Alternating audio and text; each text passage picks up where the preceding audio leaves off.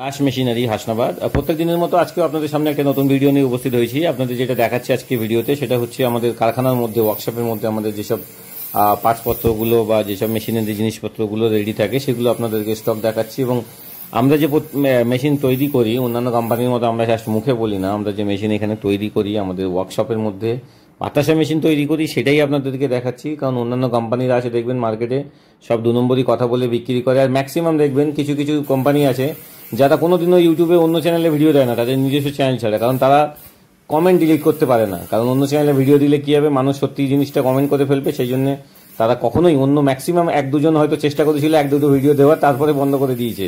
আমরা দেখবেন আমাদের রেগুলার ভিডিও আমাদের নিজস্ব চ্যানেল, তাছাড়াও আমাদের বিভিন্ন চ্যানেলে ছাড়ি যাতে আপনারা ভালো খারাপ কমেন্ট করতে পারেন। কিন্তু দেখবেন তাদের চ্যানেলে বা তাদের ভিডিওর নিচে কখনো কমেন্ট থাকে না, কোনো নেগেটিভ কমেন্ট করলেই সাথে সাথে ডিলিট করে দেয় এবং ভালো সাজার চেষ্টা করে।